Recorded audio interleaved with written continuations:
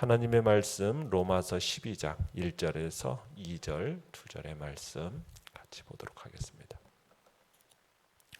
로마서 12장 1절 2절입니다. 시작.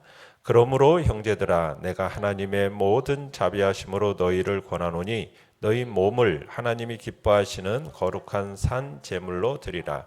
이는 너희가 드릴 영적 예배니라. 너희는 이 세대를 본받지 말고 오직 마음을 새롭게 함으로 변화를 받아 하나님의 선하시고 기뻐하시고 온전하신 뜻이 무엇인지 분별하도록 하라. 아멘. 오늘 말씀의 제목은 거룩한 산 제사라는 제목으로 말씀을 나눕니다. 12장 1절은 이렇게 시작하죠. 그러므로라는 접속사로 시작이 되고 있습니다. 우리는 로마서 1장에서 11장까지 보았는데 이 1장에서 11장까지는 어떻게 보면 교리적인 부분이었습니다. 이제 12장부터 16장까지는 실천적 교훈을 주는 부분으로 이렇게 생각되어져서 이렇게 나누어지는 거죠. 자, 그런데 바울이 실천적 교훈을 시작하면서 쓴 접속사가 바로 그러므로입니다.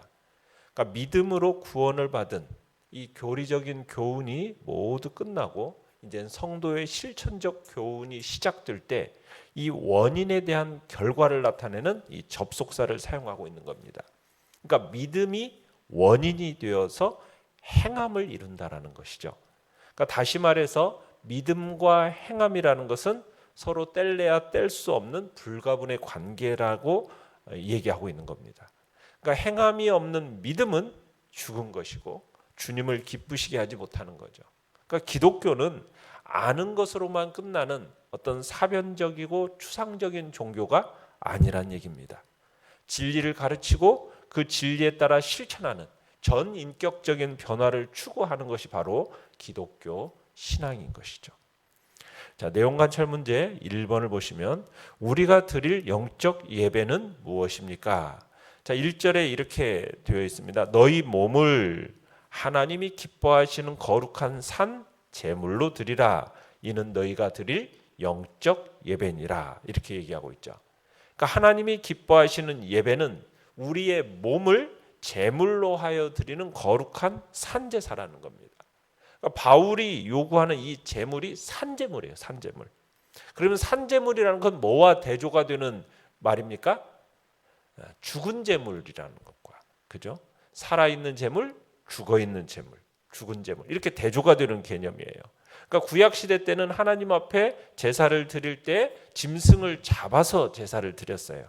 그러한 의미에서 구약에서는 죽은 제물을 드린 것입니다.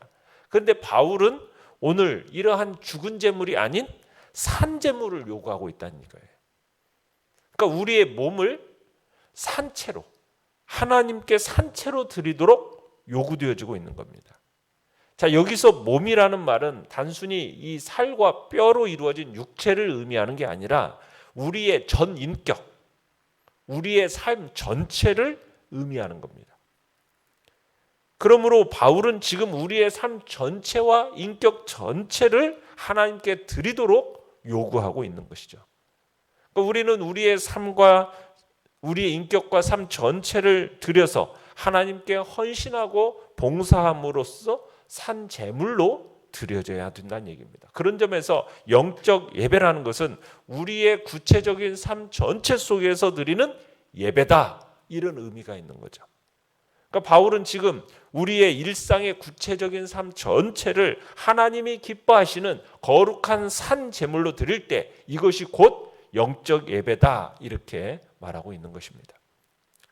자, 내용 관찰 문제 2번입니다.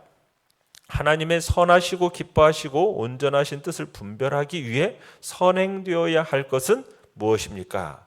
2절에 이렇게 얘기합니다. 너희는 이 세대를 본받지 말고 오직 마음을 새롭게 함으로 변화를 받아야 한다, 이렇게 지금 얘기하고 있습니다. 그러니까 이 세상의 행태들을 따르거나 모방하지 말아야 한다는 겁니다. 이 세대를 본받지 말라는 얘기 그거죠. 다시 말하면 시대정신, 어떤 시대 상황 이런 것에 휩쓸려서는 안 된다라는 겁니다. 우리는 시대의 조류를 따라서는 안 된다는 거죠. 오히려 이 시대의 조류에 역행하는 삶을 살아야 될 것을 얘기하는 겁니다. 그리고 우리의 내적인 본성이 변화되어져야 된다는 거죠. 우리의 성품이 그리스도와 같이 변해야 된다는 얘기입니다. 자, 이런 변화, 우리의 마음을 새롭게 함으로 변화받는 이 일이 가능합니까? 무엇으로 가능합니까? 이런 변화를 가능하게 하는 힘은 우리가 무조건 힘쓰고 애쓴다고 해서 이루어지는 게 아닙니다. 우리의 힘과 노력으로 불가능한 일입니다. 그렇다면 이것은 오로지 성령에 의해서만 가능하다라는 거죠. 그러니까 우리의 성품을 변화시킬 수 있는 능력은 오직 하나님의 영이신 성령의 은혜로만 비롯되어지는 것입니다. 성령만이 우리를 변화시키는 원동력이 되는 것이죠. 그렇다면 우리가 우리의 마음을 새롭게 함으로 변화받기를 원한다면 더욱더 우리는 성령을 의지해야 되는 겁니다. 우리 속에 꽉 채워져 있는 이 우리의 자아와 우리의 더러운 자존심들을 성령의 인도에 따라서 내려놓아야 하는 것입니다. 또한 성령께서 우리를 가르치시고 훈계하시는 그 소리를 깊이 알아들으려고 애써야 되는 것이죠. 우리의 죄성을 슬퍼하고 우리의 연약함을 탄식하는 그 소리에 우리는 귀를 기울여야 되는 것입니다. 이럴 때 성령께서 우리의 변화를 위해서 더욱 강권적으로 역사하시는 것이죠. 영과 묵상 문제 3번입니다. 우리의 삶과 연관지어 볼 때 너희 몸을 하나님이 기뻐하시는 거룩한 산 제물로 드리라는 이 말은 무슨 의미입니까? 자, 히브리적 사고에서 몸이라는 단어는 단순히 육체가 아닌 삶 전체를 의미하는 것입니다. 그러니까 우리는 하나님을 예배하는 데 있어서 우리의 모든 삶을 드려야 된다는 거예요. 교회에서만이 아닙니다. 가정과 학교와 직장과 사회 등 삶의 모든 영역에서 예배자의 삶을 살아야 한다라는 이야기입니다. 그러니까 우리가 드릴 이 영적 예배라는 것이 단순히 구약시대에 말하는 어떤 성전들, 오늘날로 말하면 어떤 교회의 건물, 여기에 제한받는 게 아니라는 것을 보여주는 겁니다. 영적 예배라는 것은 장소적인 한계를 초월해서 우리가 매일매일 맞이하는 어떤 구체적인 일상 속에서 드리는 예배입니다. 구약시대 사람들은 제사를 드릴 때 장소적인 제한이 있었어요. 처음에는 성막에서만 제사 드릴 수 있었고 그 다음에 예루살렘 성전에서만 제사를 드릴 수 있었습니다.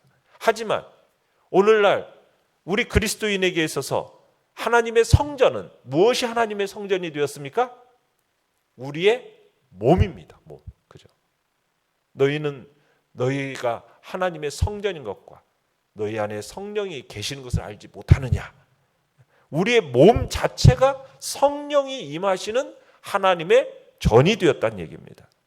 따라서 우리가 어디에 가든지 우리 그 자체가 성전이기 때문에 그곳에서 예배를 드릴 수 있는 것입니다.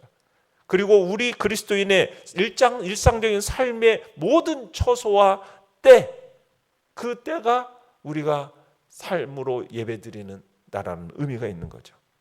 그래서 우리의 구체적인 삶 전체가 예배의 행위다, 이 말이에요. 그러니까 그리스도인들에게서는 더 이상 거룩함, 속된 것 이렇게 이분법으로 나누지 않습니다. 이건 무의미한 말이 되어버렸어요. 오늘날 그리스도인들에게 있어서 주일날 교회 안에서만 예배드리는 어떤 거룩한 성도, 이게 아닙니다. 일상생활 가운데서 세상 사람들과 전혀 구별되지 않는 그런 삶을 살아가는 것은 이제는 우리는 그렇게 살아서는 안 되는 겁니다. 많은 그리스도인들이 교회만이 거룩한 하나님의 방주요, 교회만이 하나님의 통치가 임하는 하나님의 나라인 것처럼 은연중에 의식하는 경향이 있는데 아닙니다. 하나님의 임재와 하나님의 간섭은 어떤 공적인 예배 시간에만 이루어지는 게 아니라 우리 일상 속에서 하나님의 임재와 하나님의 간섭이 있다라는 얘기입니다. 우리는 그 생각을 가지고 살아야 돼요. 그래서 우리의 삶 전체가 하나님 앞에 드려지는 영적 예배다라는 사실을 기억해야 되죠. 공적 예배만이 아니라 우리의 구체적인 삶 전체에서 행해지는 모든 행위가 영적 예배로 포함이 되어지는 겁니다. 하나님의 통치와 하나님의 임재, 이게 어떤 우리의 교회, 어떤 공간 안에서만, 구별된 공간 안에서만이 아닌 우리의 삶 전 영역에서 걸쳐 임하도록 우리의 삶이 이제는 내가 하나님의 성전이라는 것을 기억해야 되는 거죠. 그래서 우리는 그리스도인들은 일상의 삶이 예배라는 의식 아래에서 매 순간을 더욱 거룩하게 살아야 되는 것입니다. 주일 하루 교회에서 예배 드리는 것, 그것으로 내가 이제는 마치 뭔가를 의무감을 가지고 내가 그것을 이제 했기 때문에 내 예배는 끝이다, 이렇게 생각해서는 안 되는 거죠. 내가 매일매일 만나는 사람들, 그들을 대하는 태도, 또 물건을 사고 파는 어떤 그 상거래 행위에서, 또 가족들을 대하는 그런 마음가짐, 어떻게 보면 늘 되풀이되는 우리의 그 일상의 소소한 행위에서, 때로는 또 정책을 세우는 어떤 집행하는 정치 활동이라든지, 또 우리가 문화를 생산하고 소비하는 어떤 문화 활동, 이런 사회적인 행위에서도 우리 그리스도인은 그것이 곧 하나님께 드려지는 예배다라는 것을 명심하고 우리의 삶을 더욱 거룩하게 만들어 가야 하는 것입니다. 하나님께서는 우리의 삶 전 영역에서 당신의 주권을 선포하기를 원하시는 겁니다. 하나님께서는 우리의 의로운 삶을 예배로 받으시기를 원하시는 거죠. 그러므로 너희가 먹든지 마시든지 무엇을 하든지 다 하나님의 영광을 위하여 하라 하는 이 말씀, 우리가 그 말씀을 붙들고 오늘 하루도 우리는 하나님께 우리 자신을 거룩한 산 제물로 드려가는 은혜가 있기를 바랍니다. 느낀 점 4번입니다. 제물은 흠이 없고 순결한 것입니다. 우리의 몸, 곧 삶이 하나님께서 기뻐하실 만한 거룩한 제물이라고 할 때 어떤 느낌을 받습니까? 자, 그렇다면 하나님께 연락되어지고 하나님께 기뻐하시는 제물이 되려면 우리의 몸을 거룩히 구별하여 드려야 함을 느낍니다. 거룩히 구별하여 드려야 돼요. 그러면 어떻게 하여야 우리의 몸을 거룩히 구별해서 산제물로 드릴 수 있겠습니까? 바울은 이에 대해서 우리에게 세 가지 답을 제시하고 있는 거예요. 첫째는 이 세대를 본받지 말아야 합니다. 이 세대라는 게 뭐라고 있습니까? 우리가 살고 있는 이 시점, 우리가 속해 있는 정말 하나님 없는 인간 본위의 악한 풍습, 타락한 생활 방식, 이걸 따라 사는 이 세대, 이 세대가 오늘날 이 세대예요. 이 세대를 뭐 하지 마라? 본받지 말아야 한다. 그것이 거룩한 산제물로 드리는 길입니다. 둘째는 마음을 새롭게 함으로 변화를 받아야 합니다. 세속의 이 타락한 시류의 마음을 빼앗기지 말고 새롭게 창조된 우리가 피조물이라는 사실을 날마다 우리는 기억하면서 우리의 삶과 전 인격을 그리스도의 형상으로 변화시켜 나가는 일에 힘써야 하는 것이죠. 세 번째는 하나님의 선하시고 기뻐하시고 온전하신 뜻이 무엇인지 분별해내야 되는 것입니다. 지금까지는 내가 자기 본위의 삶을 살았다면 이제는 자기 본위의 삶이 아니라 하나님 본위의 삶, 하나님이 기뻐하시는 삶, 그 삶이 무엇인가 우리가 자꾸 분별해내면서 살아내야 되는 것입니다. 우리의 전인격과 삶을 들여서 하나님을 예배하되 정말 흠과 점이 없는 거룩한 제물로 우리를 드릴 수 있도록 힘쓰며 나아가시길 바랍니다. 결단과 적용 5번입니다. 내가 이 세대를 본받지 말아야 할 영역, 배우자 선택, 자녀 교육, 물질 사용 등 무엇입니까? 청소나 커피 심부름 등 마지못해 했던 일을 하나님께 드리는 예배로 생각하며 기꺼이 하기로 결단합시다. 아멘. 오늘의 기도 같이 읽겠습니다. 시작. 이 세대의 가치관이 아닌 성경적인 가치관을 가지고 거룩한 예배자의 삶을 살게 하소서. 아멘.